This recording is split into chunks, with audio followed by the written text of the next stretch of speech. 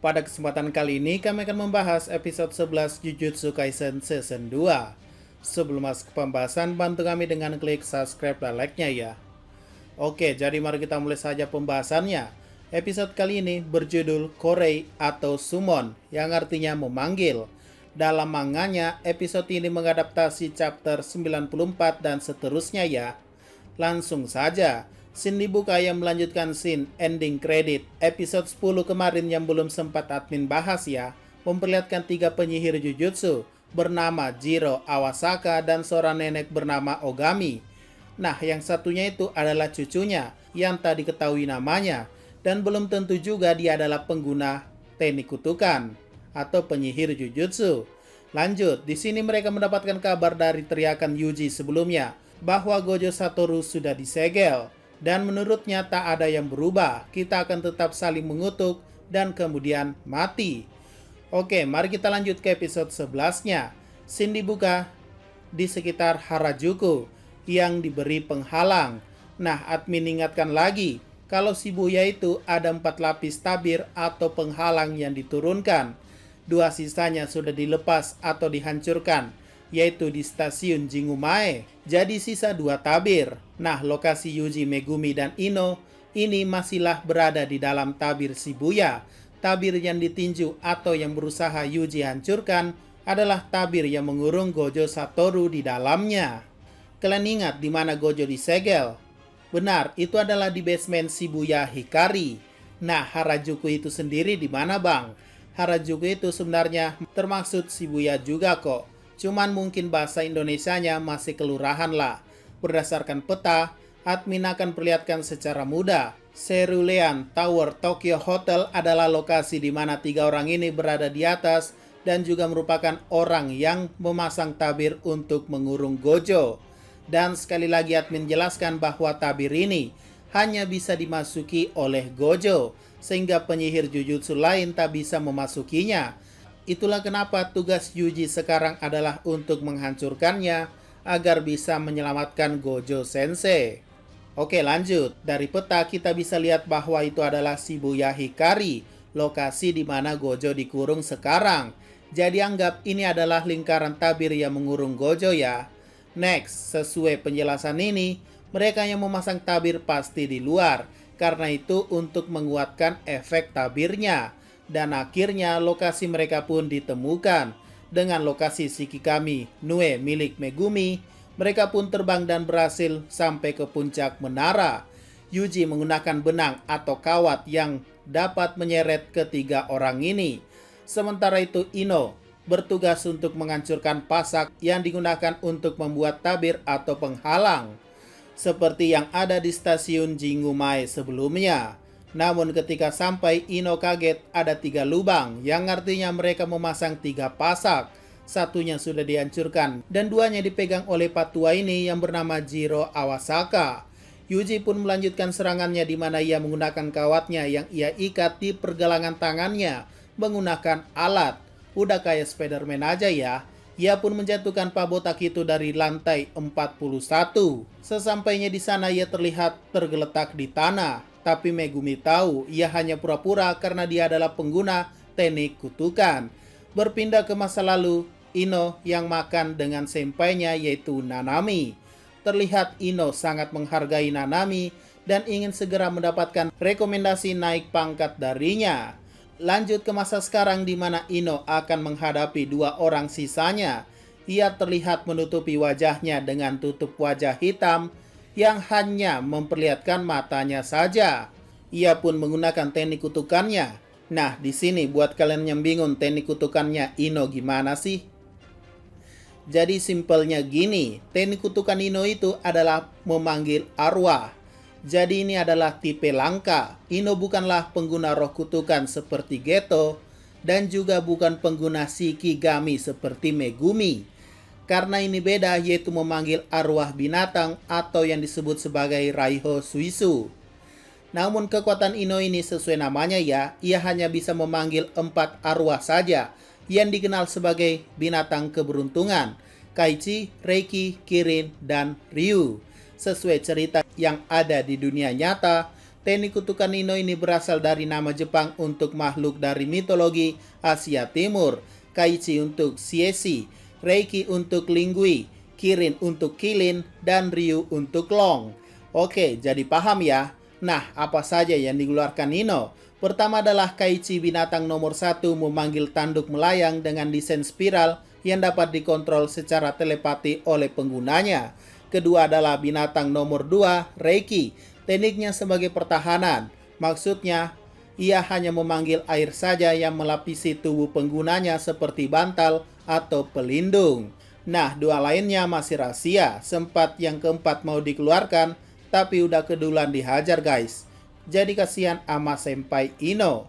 Oke, lanjut. Pertarungan Ino melawan dua orang ini masih berlanjut, di mana terlihat si cucu melindungi nenek yang sedang merapal mantra. Dan ketika si nenek berkata sudah selesai, si cucu tiba-tiba menelan sesuatu. Dan di saat bersamaan nenek berkata Sennin Toji. Dan benar saja ternyata ini adalah teknik kutukan pemanggilan arwah, di mana si nenek bisa memanggil informasi tubuh maupun jiwa dan dimasukkan ke tubuh orang maupun dirinya sendiri. Nah, posisinya di sini adalah ia memanggil informasi tubuh Toji ke dalam tubuh cucunya. Dan benar saja cucunya seperti berubah bentuk ke Sennin Toji. Ino yang melihatnya pun keringat dingin dan tak tahu siapa yang ada di hadapannya. Tapi ia tahu dari sikap berdirinya, dia bukan orang biasa.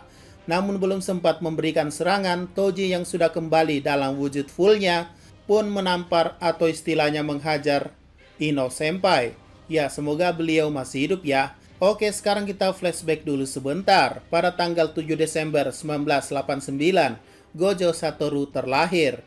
Dan scene-nya pun berpindah di mana ada seorang gadis SMA yang merayakan hari masuknya ke papanya. Tapi ternyata gadis ini aslinya adalah seorang pembunuh bayaran yang aslinya adalah nenek-nenek, yaitu Ogami. Dan tubuh asli gadis itu sudah mati karena si nenek butuh arwah untuk menggunakan tubuhnya. Ya, dari tebakan admin, sepertinya memang Ogami diperintahkan oleh seseorang untuk membunuh si ayah dan mendapatkan bayaran. Sementara itu Jiro Awasaka melakukan hal yang sama kepada manusia biasa, yaitu untuk mencari uang. Ya, intinya pada zaman itu dua orang ini adalah penyihir jujutsu yang memanfaatkan kekuatannya untuk mencari uang sebanyak-banyaknya. Dan akhirnya kabar tersebar di mana dari klan Gojo telah lahir anak yang bermata 6 atau Six Eyes bernama Gojo Satoru. Jika dulu Riko Amanai dihargai 30 juta untuk kepalanya, maka pada saat itu seorang anak-anak dihargai ratusan juta untuk kepalanya. Tentu saja Ogami dan Jiro Awasaka tertarik dengan tawaran tersebut. Namun alangkah kagetnya mereka ketika berada di dekat bocah Gojo Satoru. Mereka merinding ketakutan melihat sosoknya, bahkan sebelum Gojo memalingkan wajahnya. Dan ketika diawasi dari atas, Gojo hanya bilang, "Jangan melihatku, kroco." Ya, sejak saat itulah Ogami dan Jiro Awasaka tidak bebas melakukan pekerjaan kotor mereka. Karena kelahiran Gojo Satoru, kekuatan roh kutukan semakin meningkat. Kelahiran Gojo Satoru membuat keseimbangan dunia telah berubah. Oke, flashback selesai. Kita lanjutkan untuk pertarungan satunya, yaitu Yuji Megumi melawan Jiro Awasaka, di mana mereka menyerangnya bersamaan. Yuji menggunakan tinjunya dan Megumi menggunakan pedangnya. Yuji sempat mendapatkan luka goresan dari pisau yang dikeluarkan Jiro. Megumi heran kenapa nih orang gak terluka sama sekali, padahal serangan Shikigaminya saja bisa melukai roh kutukan tingkat khusus. Dan ketika Jiro kembali setelah dilempar oleh Shikigami, katak Megumi, ia hanya tersenyum. Pertarungan pun berlanjut di mana Yuji Megumi menyerang bersamaan lagi. Tapi kali ini serangan pedang Megumi sedikit membuat luka di kepala Pak Botak tersebut. Dan Megumi pun mulai menganalisa teknik kutukan Jiro. Ia pun memulainya dengan mengatakan bahwa Gojo ada di Shibuya. Tapi Jiro tahu Megumi hanya menggertak karena ia sudah tahu Gojo sudah disegel. Akhirnya Megumi pun mengeluarkan Shikigami kelincinya yang jumlahnya banyak sekali. Ketika kelinci ini mengurung Jiro, Megumi pun berkata bahwa ia tahu rahasia dari teknik kutukannya.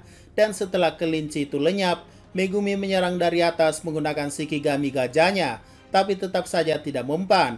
Kemudian dilempari mobil oleh Yuji, tapi masih juga bisa diatasi. Megumi pun menyerang lagi dengan pedangnya, namun tidak berhasil.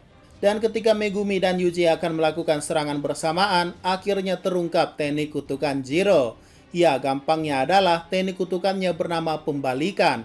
Jadi saat ia mengaktifkan teknik kutukannya, serangan kuat akan semakin lemah ketika mengenai tubuhnya. Sebaliknya, jika serangannya lemah, maka itu akan terasa menyakitkan bagi tubuhnya.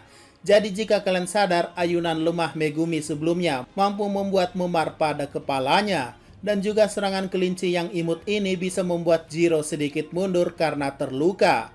Lanjut, dari kilasan masa lalu yang sedikit ini, Megumi sebenarnya sudah tahu cara kerja teknik kutukannya hingga menunggu momen ini, di mana mereka menggunakan katak sebagai serangan lemah pembuka.